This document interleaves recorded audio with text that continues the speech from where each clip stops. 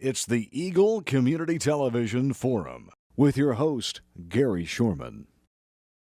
Hello, I'm Mike Kerner in for Gary Shorman. This week's forum brought to you by Hayes Med. And our guest this week is Glen Keller. He is the president of the Ellis Railroad Museum. Glen, that's been around for a little while, hasn't it? Yes, the Railroad Museum has been around since about 1990, basically. You know, a lot of things around Ellis, they focus around railroad. How did that all come about? Wasn't Ellis a railroad town? Railroad is known for their history because we are considered a railroad community. We were the middle stopping point between Kansas City and Denver. Well, I know they had a turnaround house and all that stuff at one time. The shops were there, turntable. They employed a number of people there, had a very large payroll. And that sort of created the history, and a lot of the people who live in Ellis and their families grew up there. That was because of the railroad. Well, I'm going to change over to something else, then we'll go back to the railroad. Don't mean to jump around, but I want to give a little history of who you are, Glen Keller, and you have been over in Ellis for quite a few years, part owner of the lumber yard. Yes, I'm part owner of Trio Home Center in Ellis. Have been there for 48 years, and the lumber yard has been in the community for 139 years. And a lot of people don't know that's probably the oldest business in Ellis County. We believe it is to be, yeah, and we're proud of that. Been there for a long time. Have been in the community, involved in the community in many ways, and very happy to be involved in the community. Now, how did you personally get involved with the Railroad Museum?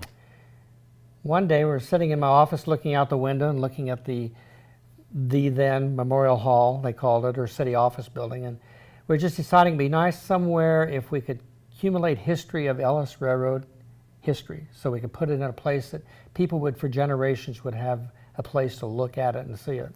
And that was really kind of how it came about and started. And through that, just some visionary ideas and thoughts came about, and it grew and grew and grew. And we started out with one room in that building. The first railroad days was one room with 3 tables. And it's growing that we have the whole building.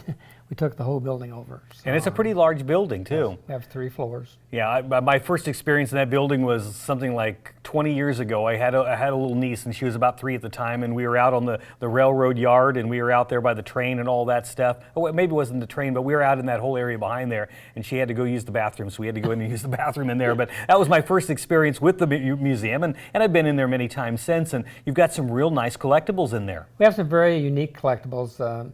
Because of the people that lived in Ellis, we inherited a lot of memorabilia and things that you don't see everywhere. It's kind of one of those things that comes out of the woodwork.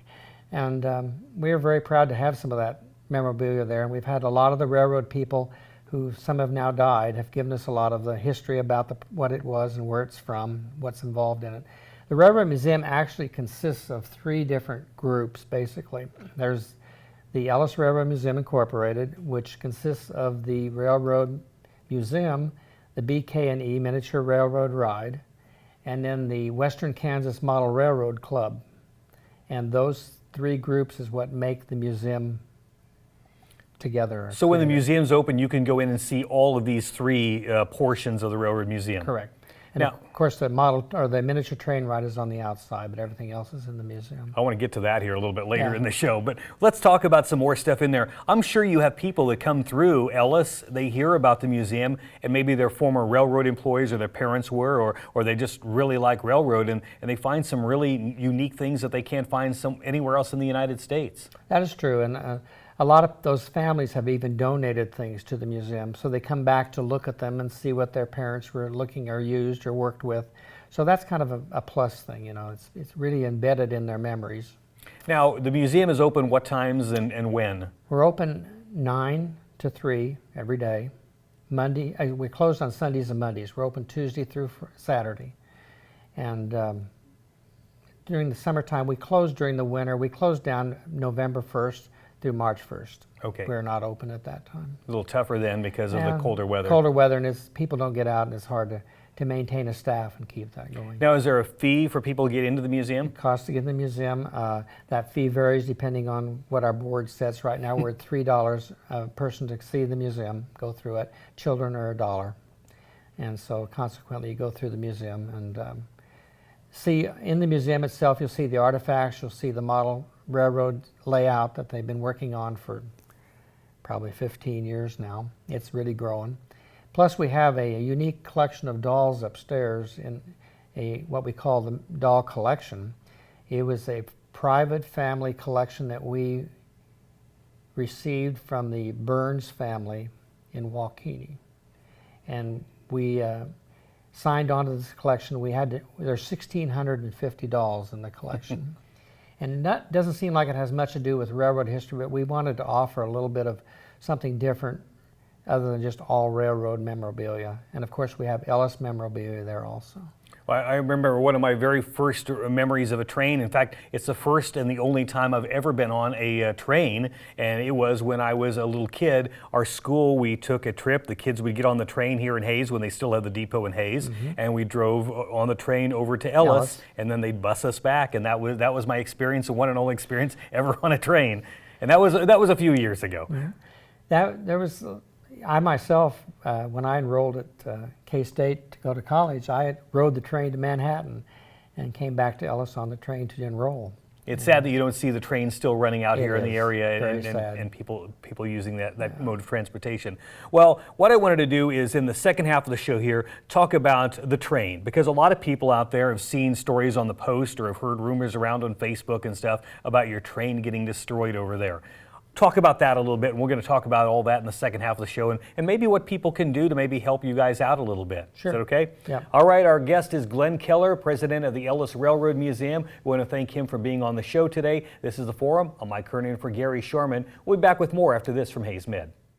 Hayes Med is your first and best choice for healthcare. They're the only facility providing tertiary level services in this region. With more than 70 physicians and 26 specialties ranging from heart, orthopedic, spine care, cancer, obstetrics and gynecology, wound care, rehabilitation and surgery, including the Da Vinci robotic surgery, Hayes Med is your comprehensive health provider for people throughout Western Kansas. Hayes Med, helping people be healthy. Are you frustrated with Wi-Fi dead zones in your home? It happens when you don't have Pulse, the cutting-edge Wi-Fi solution from Eagle Communications. A Pulse-certified Eagle technician maps your home, then installs a dual-band modem and router, plus discrete access points to deliver wall-to-wall Wi-Fi with no dead zones. Pulse powers all your family's devices in all the places you love to live. Get Pulse. Wi-Fi made simple. Only from Eagle Communications. Call today.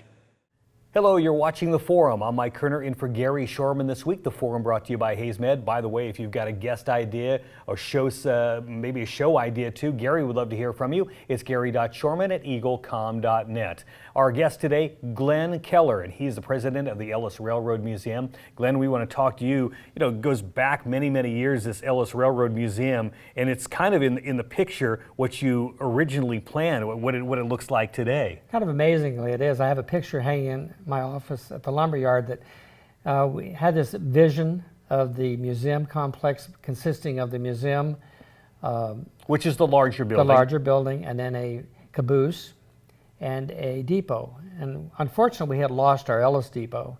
So a lot of things have turned in that process to make that all happen. But so was this depot that you have now, that was kind of a recreation? That was actually transported to Ellis from Pinocchio, Kansas. That was the Pinocchio depot. Oh, okay, good to know. Yes, that is there. That's an actual railroad depot. The caboose was a brainchild of one of the members of Ellis community. Gordon Pop was his name, and he worked with the railroad and got them to give us a railroad caboose. So in 1993, we basically had the caboose set up, we had the depot there, we had the basic museum, and we had the miniature train ride. Whose idea was a miniature train ride? Buddy King. Okay. Buddy King. Buddy was been around for a long time. Yes, Had been. I yeah. mean, he was kind of a, I guess somebody everybody always knew over in Ellis at the time. Knew Buddy King. Of Alloway's Restaurant. Alloway's Restaurant, and he was mayor for many years, and he just thought this would be a good drawing card for our community. And he actually purchased the train, putting his coin collection up as collateral, and brought the train to Ellis, and then died fairly quickly after that. It was kind of a sad situation, but the BK&E Railroad was formed, and they purchased the train from the family, and it became property then deeded to the Ellis Railroad Museum Incorporated. So that train is now located in what we call our railroad complex. Now that train track, has it always been as large as it is now, or did it start smaller, the track, and then kind of grow over the years? No, that really is the original track, the way we laid it. We have a lot more track that we could lay, but we're out of room. And that's a train that everyone's been talking about that was vandalized a couple weeks back. Unfortunately, two of the cars were really derailed. We were able to put one back on the track. So we're trying to get the other car back in service because it's used for not only the museum purposes, but as you indicated in our conversation earlier, it's used by the haunted train, it's used by the Polar Express. So there are organizations in the community that use that train for fundraising and to help make money. It brings up some great awareness for the museum and that whole area over there, and just keeps that whole train aura going in the city. That's right. We're also saying that if anyone would like to donate to the money process of funding of keeping the train up, we have set up a separate fund, and we are putting all that money in, whatever it takes to restore the train. We're guessing anywhere between $2,500 and $3,000 probably as a figure to restore our car that was damaged. And I was thinking in earlier figures, they were thinking it was going to be a lot more than that. So that's good news that it's not as much as we originally planned. And we are putting in new railroad ties where they tore up and a few things like that. We hope to have the train operational within this month sometime yet. Well, maybe they can have it for the Halloween thing again. Yes, or for even the tourists that come. No, that's true too. So the train needs a lot of repairs right now. There were some repairs that it needed before the vandalism. Right. So you're hoping to get some money into a fund to help restore the train back to the way it was when you first got it. Correct. And then to do other things that we just aren't always able to do because of funding. We want to paint the engine. And there's some things that we'd like to do to the train, and a little excess funding will never hurt. No. And it's so nice to see that in the community of Ellis, because it's not only a bond for people in Ellis, but there's people from all over that come to ride on that train, and it's a real family fun thing. And I see people from Waukene all the way from Hayes going over there all the time to ride on that train. They plan their time around that. That's right. Especially the events that we sponsor, but they call very frequently, what time is the train running, what time do we see if the train's running? And we have museum personnel that will run the train during the day, so it's able to be ridden during the day. It's so sad that happens, that somebody went out and destroyed that and vandalized it, because it's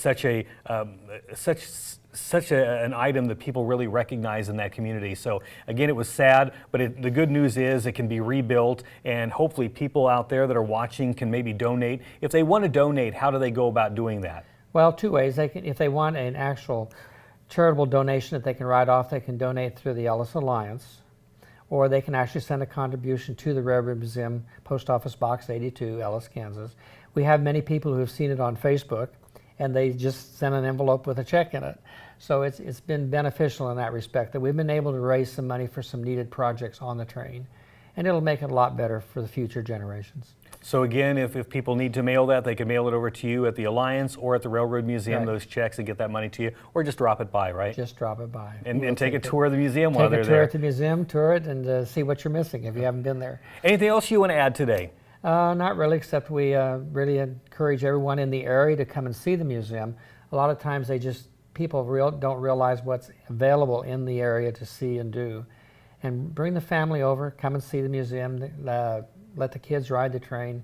I think you have a fun day in Ellis. Very good. Well, thanks for coming and sharing that message with us and getting that message out there. So again, it's Glen Keller, president of the Ellis Railroad Museum. Hopefully you have a chance to go over there and visit the museum, maybe ride the train, and go through the whole area where all that museum is situated on over in Ellis. I'm Mike Kerner, in for Gary Shorman this week on The Forum, brought to you by Hayes Med. I want to thank you for joining us. It's a beautiful day in our super high-speed internet great customer service neighborhood. Like you, this is where we live. In fact, our company is employee-owned, so it's our goal to improve the quality of life for everyone in our community by delivering faster, more reliable internet, clearer, more feature-laden phone service, quality TV channels, all with the level of customer service you'd expect from people who are your neighbors. Eagle Communications. Our community connected.